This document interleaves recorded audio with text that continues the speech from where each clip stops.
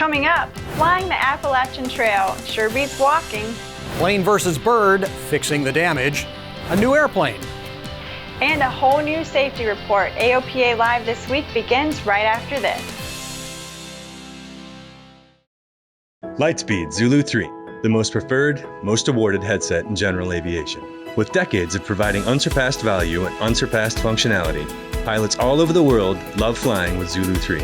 Try Zulu 3 today, risk-free, with a 30-day money-back guarantee. Lightspeed, fly with Zulu. This is AOPA Live This Week with Tom Haines and Alyssa Cobb. With some great news to announce this week, general aviation continues to get safer.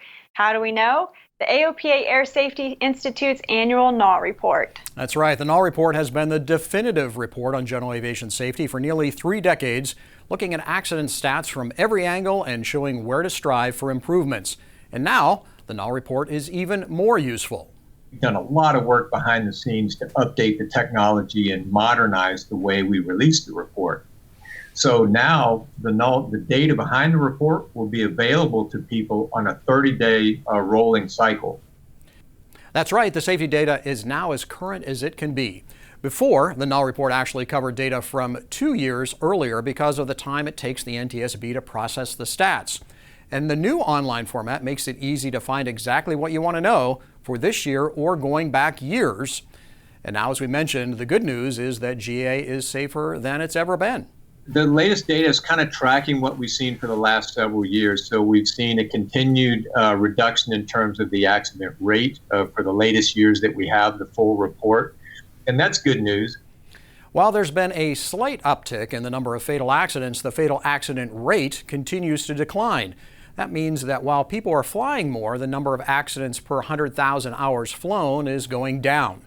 Now, as you can see, the new NAW format shows the number of accidents up to about 30 days ago, but we can't calculate the accident rate until we get more data from the FAA and NTSB.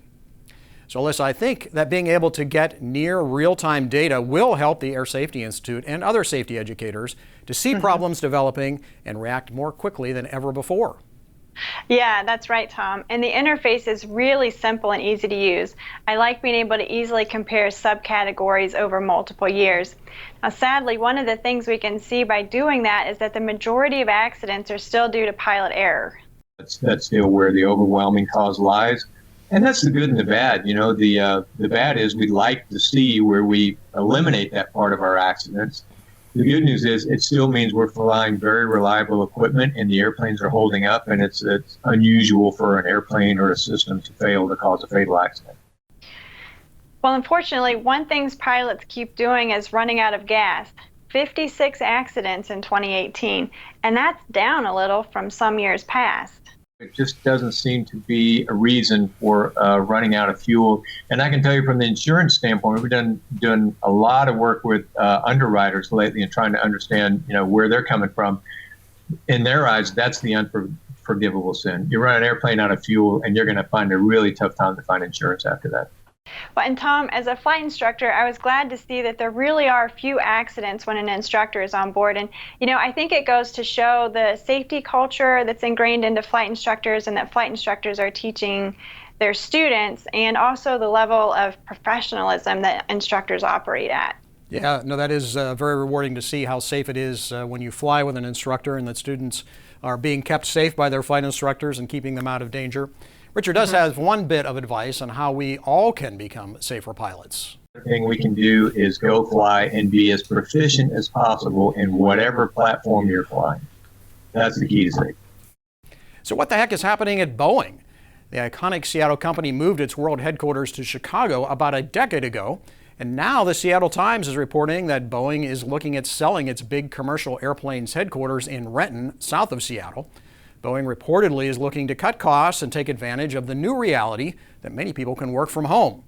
Boeing CEO Stan Deal is looking at doing away with the headquarters entirely and making leadership teams mobile. Boeing recently moved all the 787 production from the Seattle area to South Carolina, and many in the local community are worried that Boeing is abandoning the Pacific Northwest altogether. The company says that won't happen. And Boeing is revising its predictions for demand for pilots and technicians. Now, while the 2019 forecast was for unprecedented global demand for all aviation fields, this year the outlook is not so rosy. Boeing says that COVID-19 has created a temporary oversupply of qualified personnel. But the good news is they expect that to change in a few years as the industry recovers. The 20-year forecast is down about 5% for new pilots compared to last year. Other aviation jobs forecasts are down as well. But Boeing says retirements and other vacancies should leave openings that will need to be filled by furloughed and new aviators. And as airplanes are brought out of storage, thousands of labor hours will need to be spent to ensure proper maintenance. So the bottom line for those of you considering an aviation career, continue your aviation education. There will be a job for you. You can read a lot more about it on our website. Last year, my A36 Bonanza had a bird strike. Afterward, the airplane was able to continue the trip home, but it was left with a small hole and a pretty big dent in the leading edge of the right wing. To fix it, the leading edge needed to be reskinned. Now, usually this repair on a Bonanza requires removal of the wing, but Royal Aircraft Services here in Maryland found a way to reskin the leading edge with the wing on. AOPA technical editor Mike Collins has a story about how they did it. Last year we got an A36 in it that had bird strike on the left wing. The Beechcraft service manual says that you have to remove the wing to be able to pull the leading edge off. So we pulled the tank out and we got looking at the attachments for the spar. I found out that by fabricating some very miniature, highly detailed tools, I was able to get into the gap between the wing and the fuselage to be able to get the fasteners out that we needed to get out. Then it was simply a matter of pulling the hinge pins out of the wing, and we used come along and some tie-down straps tied around I-beams, and the three of us wound up pulling the leading edge off.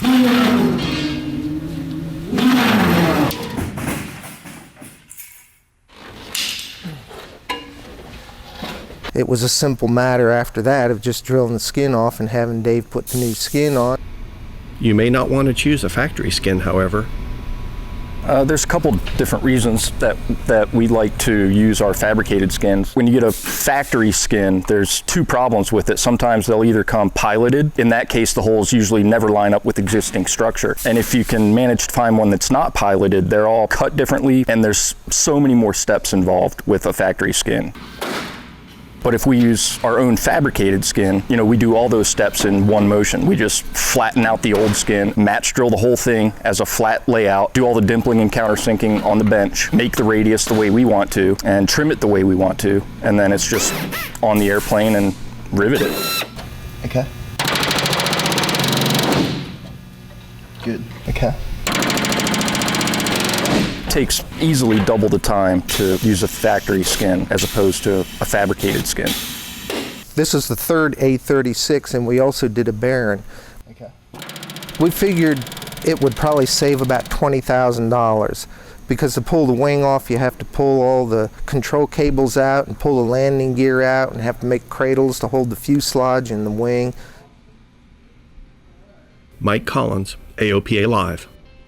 So Alyssa, it looks great. I got to tell you, the wing looks brand new. You wouldn't know that anything had ever happened to it, and really did a nice job. And I'm grateful to have it back flying. Yeah, and I'm sure you're also grateful they saved you $20,000 by not pulling the wing off. Well, that's true, but they actually saved the insurance company that money. But I'm sure the insurance company appreciated it, and all of us paying premiums. Ultimately, that trickles down to us, so that was a good thing too. Yeah. Hey, when we come back, more Jet A in your tank. And turning a bucket list item into a flying adventure. AOPA Live This Week continues in a moment.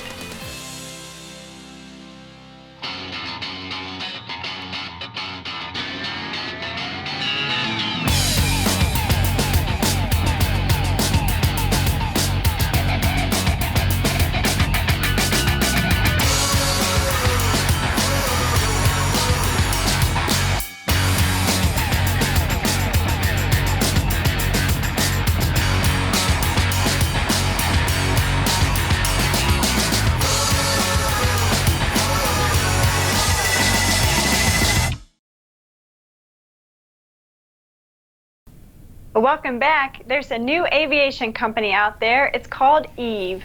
Actually, the full name is Eve Urban Air Mobility Solutions. It's been incubating for about 4 years in Embraer X, the Brazilian company's technology development arm. Eve is now a fully independent company devoted to certifying its electric vertical takeoff and landing vehicle and the necessary services and support networks.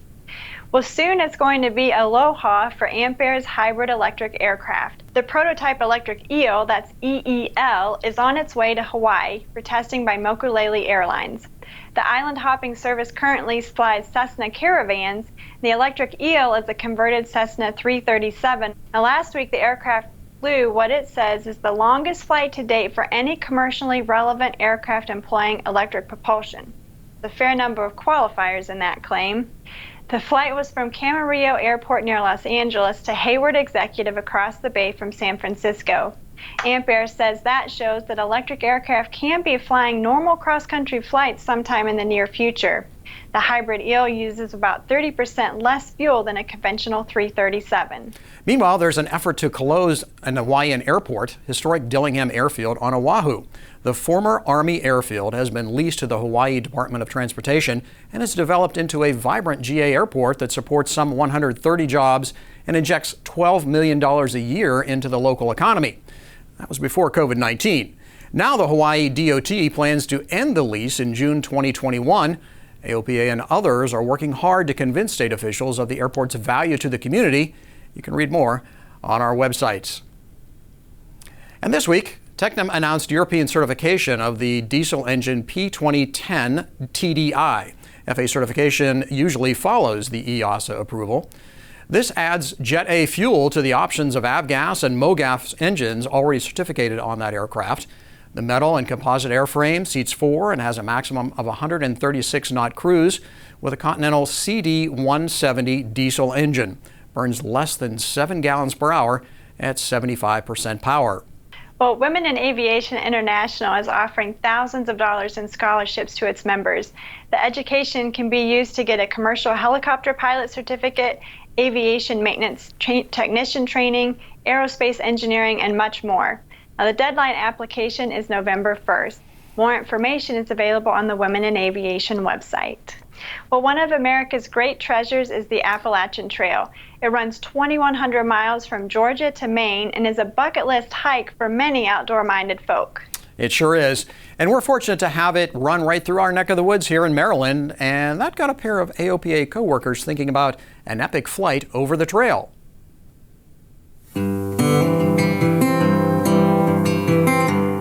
From time to time around here, we'll hike portions of the Appalachian Trail. And I thought, wouldn't it be great to hike the whole trail? But you know, that takes 6 months. And who has time for that? So I thought, well, we could fly it. That wouldn't take 6 months. And so I mentioned it to Stacy. And what did you say? I thought it was a great idea. Let's do it.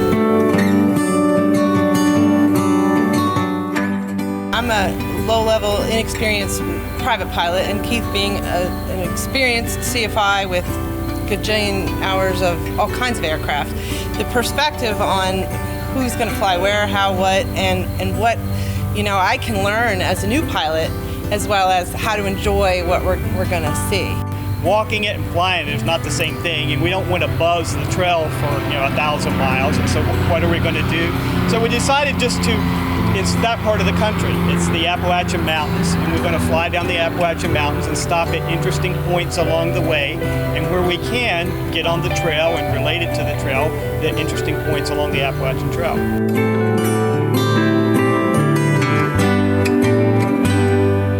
One of the first things we had to figure out was where is the actual trail in relation to an aeronautical chart. And so that was kind of fun because we found that there's KML files or map files available of the trail that you can download for free. And then we figured out how to import that into ForeFlight, and so that we were able to, with our ForeFlight, know where the trail was all the time.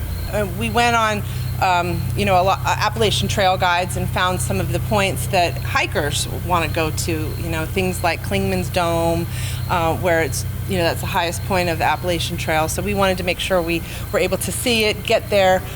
We even, landed in a few small airports so that we could park the plane and take a couple hikes as well.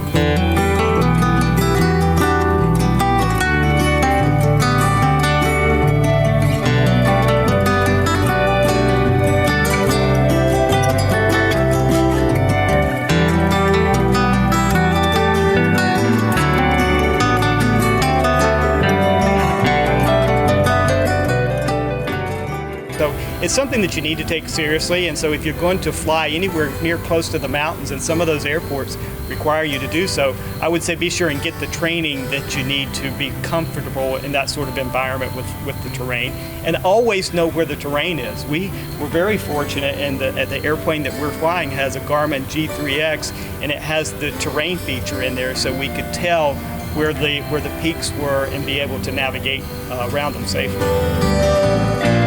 It was beautiful. The mountains were huge, and lots of ridges after ridges with the canyons in between.